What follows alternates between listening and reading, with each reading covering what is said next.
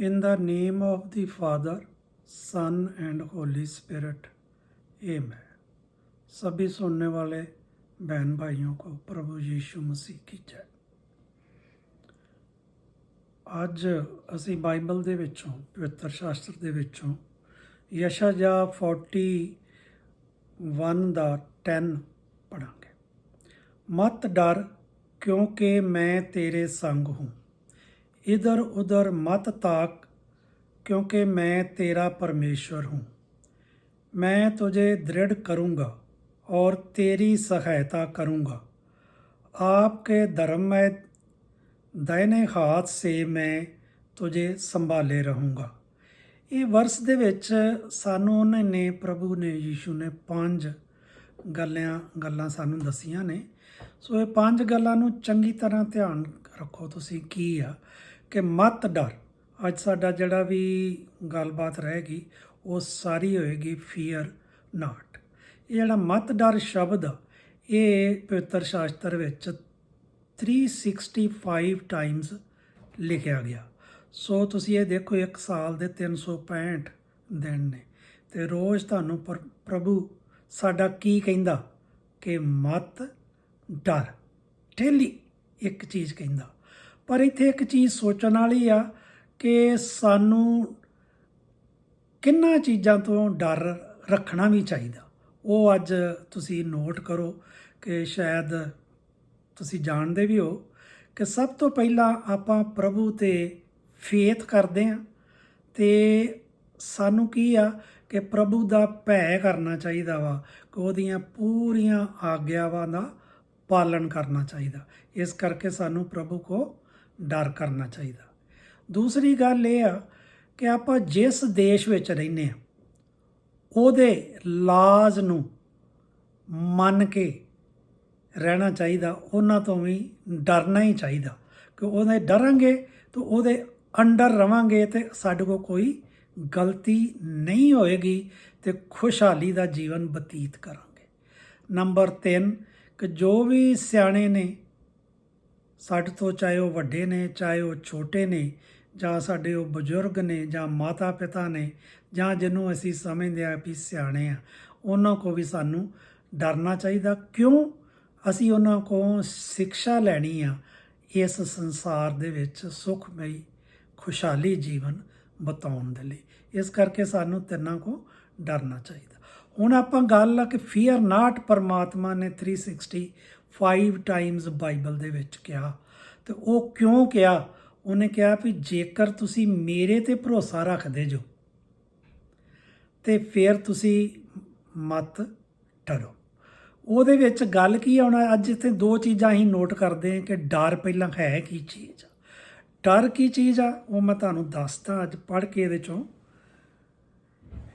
ਫੀਅਰਸ worries about how things will turn out looking at the circumstances. ਜੋ ਸਾਡਾ ਵਾਤਾਵਰਨ ਸਾਡੇ ਹਾਲਾਤ ਹੁੰਦੇ ਨੇ ਉਹ ਜਦੋਂ ਕੀ ਰਿਜ਼ਲਟ ਉਹਦੇ ਨਿਕਲੇਗਾ ਅਸੀਂ ਉਹਦੀ ਚਿੰਤਾ ਕਰਨੀ ਸ਼ੁਰੂ ਕਰ ਦਿੰਦੇ ਹਾਂ ਅਤੇ ਇਹ ਚੀਜ਼ ਡਰ ਵਾ। ਅਤੇ ਇੱਥੇ ਪਰਮਾਤਮਾ ਨੇ ਗੱਲ ਕੀ ਕਹੀ ਆ ਕਿ ਤੁਸੀਂ ਉਸ ਵਕਤ ਵਰਸ ਨੂੰ ਯਾਦ ਕਰੋ। ਕਿਹੜੀ ਵਰਸ ਨੂੰ ਯਾਦ ਕਰੋ? ਕਿ ਹੀਬਰੂ 11 ਦਾ 3 ਕੀ ਕਹਿੰਦਾ ਹੈ? विश्वास से ही हम जान जाते हैं कि सारी सृष्टि की रचना परमेश्वर के वचन के द्वारा हुई है। बस ये गल नूं नोट कर लो कि तुसी जो भी करदे जो वो पूरे विश्वास दे नाल पवित्र शास्त्र दे उत्ते चलदे जो। ते इस करके विश्वास ते फीयर ये 2 जिहड़ियां चीज़ां ने एक स्थान ते नहीं रह सकदी ਜਾਂ ਇੱਕ ਮਿਆਨ ਦੇ ਵਿੱਚ 2 ਤਲਵਾਰਾਂ ਕਦੀ ਫਿੱਟ ਨਹੀਂ ਆਉਂਦੀਆਂ। ਜੇ ਤਾਂ ਤੁਹਾਨੂੰ ਵਿਸ਼ਵਾਸ ਆ ਅਤੇ ਫਿਰ ਤੁਹਾਨੂੰ ਕੋਈ ਫਿਕਰ ਕਰਨ ਦੀ ਲੋੜ ਨਹੀਂ। ਅਤੇ ਜੇ ਤੁਹਾਡੇ ਅੰਦਰ ਫਿਕਰ ਹਾਵੀ ਹੋ ਗਿਆ, ਕਿਹਨੇ ਕੀਤਾ? ਇਹ ਸ਼ੈਤਾਨ ਦਾ ਸਭ ਤੋਂ ਵੱਡਾ ਟੂਲ ਆ ਕਿ ਜਿਹੜਾ ਤੁਹਾਨੂੰ ਫਿਕਰ ਤੁਹਾਡੇ ਅੰਦਰ ਹਾਵੀ ਕਰ ਦਿੰਦਾ। ਤਾਂ ਉੱਥੇ ਕੀ ਆ ਕਿ ਸਾਡਾ ਵਿਸ਼ਵਾਸ ਜਿਹੜਾ ਉਹ ਭੱਜ ਜਾਂਦਾ। ਸੈਟਰਨ ਕੀ ਚਾਹੁੰਦਾ ਹਮੇਸ਼ਾ?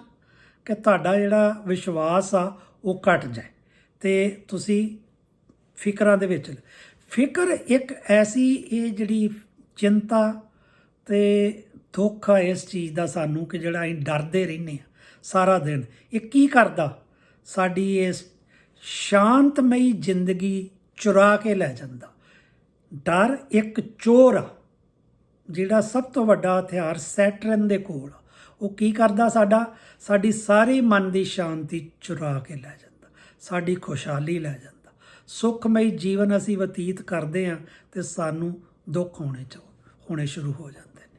ਅਸੀਂ ਇੱਕ ਚੀਜ਼ ਦੇਖੀਏ ਕਿ ਅਸੀਂ ਕਦੋਂ ਆਪਣੇ ਆਪ ਨੂੰ ਮੁਸੀਬਤ 'ਚ ਕਹਿੰਦੇ ਹਾਂ? ਜਦੋਂ ਅਸੀਂ ਇਹ ਸੋਚਦੇ ਹਾਂ। ਕੀ ਸੋਚਦੇ ਆ? ਕਿ ਪਤਾ ਨਹੀਂ ਹੁਣ ਮੇਰੇ ਨਾਲ ਕੀ ਹੋ ਜਾਣਾ, ਜਾਂ ਕੋਈ ਸਾਡਾ ਬੱਚਾ ਬਾਹਰ ਗਿਆ ਤਾਂ ਉਹਦੇ ਨਾਲ ਕੀ ਹੋ ਜਾਣਾ। ਤੇ ਸਾਨੂੰ ਇਹਨਾਂ ਚੀਜ਼ਾਂ ਦਾ ਜਾਂ ਸਾਡੇ ਫਿਊਚਰ ਦਾ ਸਾਨੂੰ ਬੜੀ ਚਿੰਤਾ ਲੱਗੀ ਰਹਿੰਦੀ ਆ। ਪਰ ਪਰਮਾਤਮਾ ਨੇ ਕੀ ਕਿਹਾ? ਮਤ ਡਰ ਕਿਉਂਕਿ ਮੈਂ ਤੇਰੇ ਸੰਗ ਹੂੰ, ਇਧਰ ਉਧਰ ਮਤ ਤਾਕ। ਉਹਨੇ ਕਿਹਾ ਆਪਣੀ ਜਿਹੜੀ ਧਿਆਨ ਆ ਨਾ, ਉਹ ਸਿਰਫ ਮੇਰੇ ਵੱਲ ਰੱਖ, ਹੋਰ ਕਿਸੇ ਪਾਸੇ ਮਤ ਲੈ ਕੇ ਜਾ, ਕਿਉਂਕਿ ਮੈਂ ਤੇਰਾ ਪਰਮੇਸ਼ਵਰ ਹੂੰ, ਕਿ ਮੈਂ ਤੇਰਾ ਪਰਮਾਤਮਾ ਵਾਂ। ਇਹ ਜੋ ਵੀ ਸੰਸਾਰ ਦੇ ਵਿੱਚ ਰਚਨਾ ਹੋਈ ਆ, ਤੁਹਾਡੀ ਜਾਂ ਮੇਰੀ ਜਾਂ ਕਿਸੇ ਦੀ ਵੀ, ਜਾਂ ਕੋਈ ਇਹ ਜੇ ਧਰਤੀ, ਸਵਰਗ, ਜਾਨਵਰ, ਪੰਛੀ, ਸਮੁੰਦਰ ਬਣੇ ਨੇ, ਇਹ ਸਾਰੀ ਪ੍ਰਭੂ ਦੀ ਰਚਨਾ ਵਾ। ਇਸ ਕਰਕੇ ਸਾਨੂੰ ਬਹੁਤ ਸਾਰੀ ਸ੍ਰਿਸ਼ਟੀ ਦਾ ਰਚਨਹਾਰ ਪਰਮਾਤਮਾ, ਉਹ ਕਿੱਡੀ ਵੱਡੀ ਚੀਜ਼ ਹੋਈ। ਫਿਰ ਦੇਖੋ ਕਿ ਉਹਦੇ ਵਿੱਚ ਜਿਹੜੀ ਸਾਡੀ ਮੁਸੀਬਤ ਆਉਂਦੀ ਆ, ਕੀ ਉਹ ਸਾਡੇ ਪਰਮਾਤਮਾ ਨਾਲੋਂ ਵੱਡੀ ਆ? ਸੋ ਸਾਨੂੰ ਇੱਧਰ ਧਿਆਨ ਰੱਖਣਾ ਚਾਹੀਦਾ ਕਿ ਕੀ ਸਾਡੀ ਮੁਸੀਬਤ ਕਿਸ ਤਰ੍ਹਾਂ ਦੀ ਆ।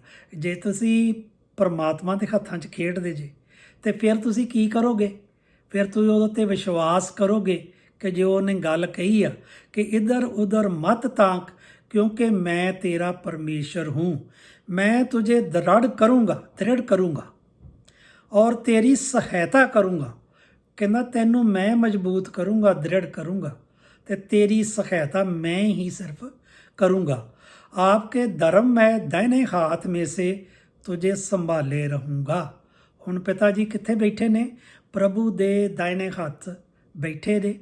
ਸਾਨੂੰ ਸਾਰਿਆਂ ਨੂੰ ਵੇਖਦੇ ਪਰਖਦੇ ਤੇ ਸਾਨੂੰ ਬਰਕਤਾਂ ਦਿੰਦੇ ਨੇ, ਤੋ ਸਾਨੂੰ ਹਰ ਮੁਸੀਬਤ ਤੋਂ ਬਚਾ ਕੇ ਰੱਖਣਗੇ। ਸੋ ਇਹਨਾਂ ਚੀਜ਼ਾਂ ਵੱਲ ਅਸੀਂ ਪੂਰਾ ਧਿਆਨ ਦੇਣਾ ਵਾ ਕਿ ਸ਼ੈਤਾਨ ਦੇ ਹੱਥਾਂ ਦੇ ਵਿੱਚ ਅਸੀਂ ਨਹੀਂ ਫਸਣਾ, ਤੇ ਉਹਦੇ ਜਦੋਂ ਵਿੱਚ ਫਸਾਂਗੇ ਤੇ ਸਾਰਾ ਦੁੱਖ ਅਸੀਂ ਉੱਥੋਂ ਹੀ ਪ੍ਰਾਪਤ ਕਰਾਂਗੇ।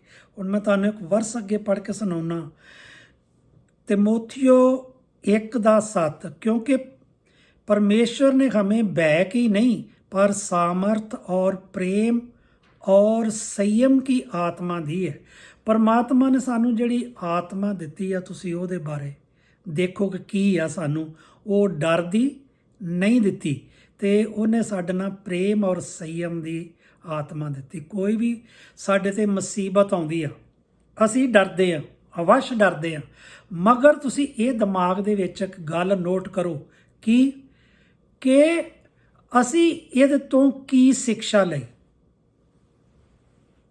ਉਹ ਸਾਨੂੰ ਕੀ ਸਿਖਾ ਕੇ ਕੀ ਗਿਆ। ਸਾਨੂੰ ਇਹ ਜਿਹੜਾ ਸਾਨੂੰ ਅਸੀਂ ਮੁਸੀਬਤ ਦੇ ਵਿੱਚ ਪਏ, ਉਹ ਮੁਸੀਬਤ ਦੇ ਵਿੱਚ ਜੇ ਅਸੀਂ ਪਏ ਆ ਤੇ ਸਾਨੂੰ ਉਹ ਸਿਖਾ ਕੇ ਕੀ ਗਿਆ। ਇਸ ਗੱਲ ਨੂੰ ਨੋਟ ਕਰਨਾ ਵਾ ਕਿ ਸਾਨੂੰ ਉਹ ਕੀ ਸਿਖਾ ਕੇ ਗਿਆ।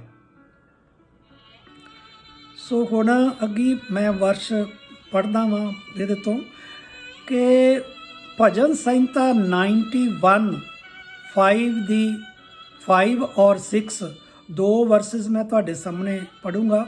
ਔਰ ਮੈਂ ਇੱਥੇ ਇੱਕ ਤੁਹਾਡੇ ਨਾਲ ਗੱਲ ਬੜੀ ਵਧੀਆ ਸ਼ੇਅਰ ਕਰਨਾ ਚਾਹੁੰਦਾ ਵਾਂ। ਮੈਂ ਕਦੋਂ ਵੀ ਕਿਸੇ ਵੀ ਮੁਸੀਬਤ ਦੇ ਵਿੱਚ ਹੋਵਾਂ, ਕਿਸੇ ਤਰ੍ਹਾਂ ਦੀ ਵੀ ਹੋਵੇ, ਮੈਂ 91 ਸਾਮ ਜਿਹੜੀ ਉਹ ਪੜ੍ਹਦਾ, ਅਤੇ ਮੈਂ ਇਹ ਚਾਹੁੰਦਾ ਕਿ ਮੇਰੇ ਵਿਸ਼ਵਾਸੀ ਭੈਣ ਭਰਾ 91 ਸਾਮ ਜਿਹੜੀ ਉਹ ਪੜ੍ਹਿਆ ਕਰਨ। ਅੱਜ ਮੈਂ ਉਹਦੇ ਤੋਂ 2 ਲਾਈਨਾਂ ਤੁਹਾਨੂੰ ਪੜ੍ਹ ਕੇ ਸੁਣਾਉਣਾ। ਤੂੰ ਨਾ ਰਾਤ के भय से डरेगा और ना उस तीर से जो दिन को उड़ता है और ना उस मरी से जो अंधेरे में फैलती है, और ना उस महारोग से जो दिन दोपहरी में उजाड़ता है। ये सी है भजन संहिता 91 ਦੀ 5 और 6 वर्ष। तो उस तो बाद एक नीति वचन 3 ਦਾ 24, वो भी मैं ਤੁਹਾਨੂੰ पढ़ के सुना दिना। जब तू लौटेगा तब बै ना खाएगा, जब तू लौटेगा तब सुख की नींद आएगी। सो ये चीज़ां ਜਿਹੜੀਆਂ परमात्मा सानू बार बार बाइबल ਦੇ ਵਿੱਚ 365 टाइम्स ਕਹਿੰਦਾ ਵਾ कि मत डर।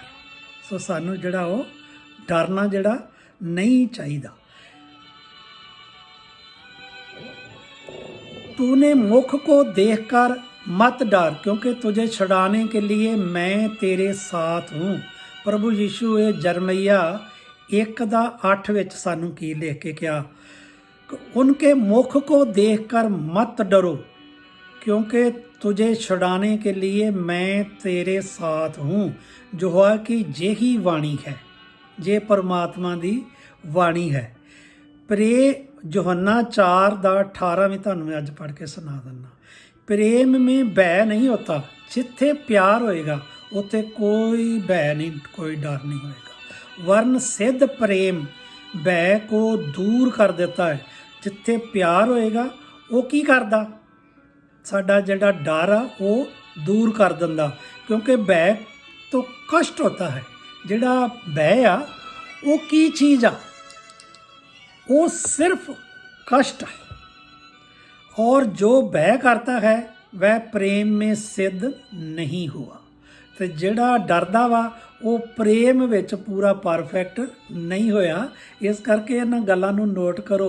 जे एक म्यान दे च मैं कहियां 2 तलवारां नहीं रह सकदियां, तो उन्हां नूं चंगी तरह नोट करो कि जे तुहानूं विश्वास आ ते प्रभु दी सब तो वड्डी आग्या प्रेम, ते ਉਹ ਜਿਹੜੀਆਂ ਚੀਜ਼ਾਂ ਜੇ ਤੁਹਾਡੇ ਵਿੱਚ ਹੈਗੀਆਂ ਨੇ ਤੇ ਤੁਹਾਨੂੰ ਕਿਸੇ ਚੀਜ਼ ਦਾ ਕੋਈ ਡਰ ਨਹੀਂ, ਕੋਈ ਕੁਛ ਨਹੀਂ ਹੋਏਗਾ।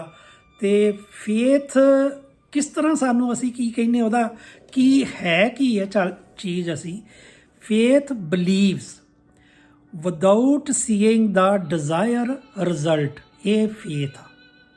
ਤੇ ਫੀਅਰ ਕੀ ਆ, fears worries about how things will turn out looking at the circumstances। ਸੋ ਅਸੀਂ ਇਹਨਾਂ ਚੀਜ਼ਾਂ ਦੇ ਨਾਲ ਇਸ ਗੱਲ ਨੂੰ ਸਮਝਣਾ ਚਾਹੁੰਦੇ ਹਾਂ ਕਿ remember God has promised he will never leave you।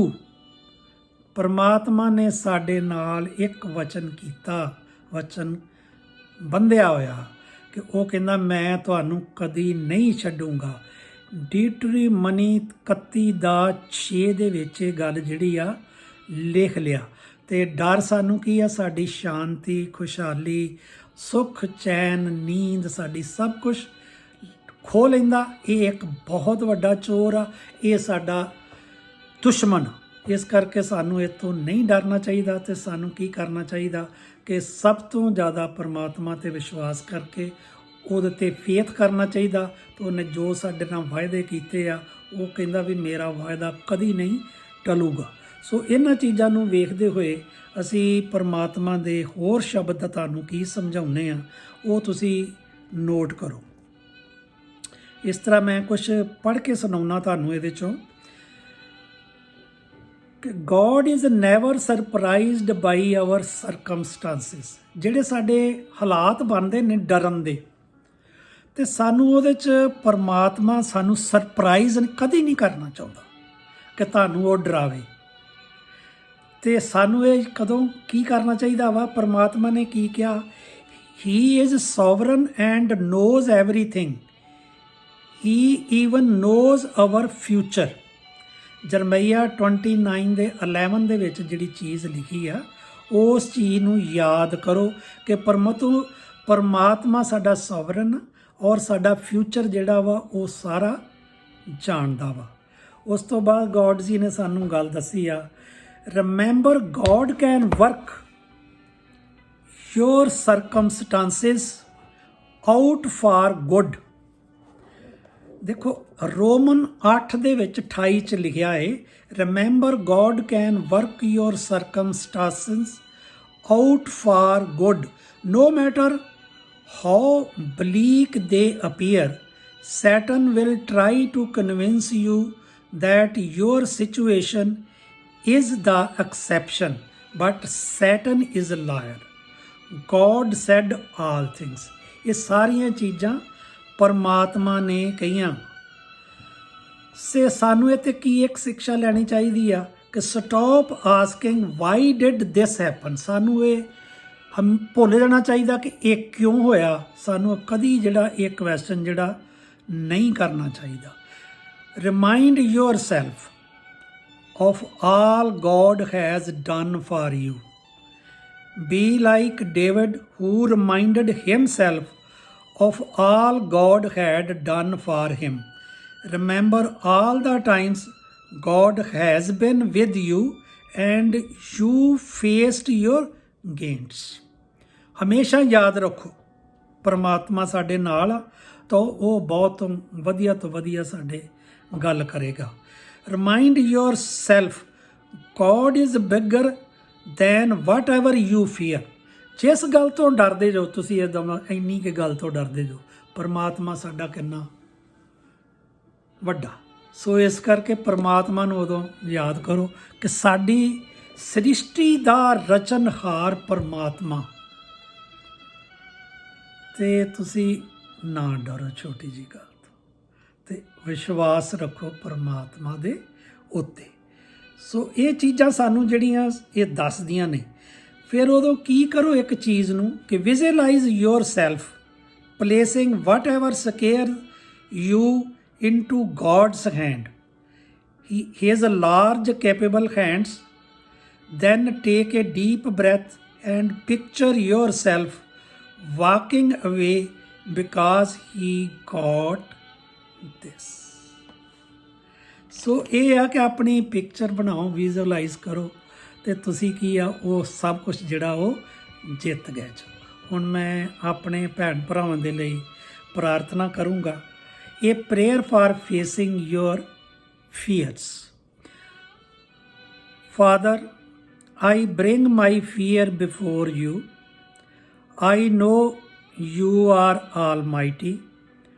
I know you are sovereign. But sometimes I am still afraid. Father, please keep reminding me of all the wonderful things you have done for me. Remind me of all the times you were with me when life got hard. Thank you, God, for your constant love. Even when I have doubts and fears, thank you for your patience and your tender mercy that are new every morning. And Lord, thank you for your promise to be with me always.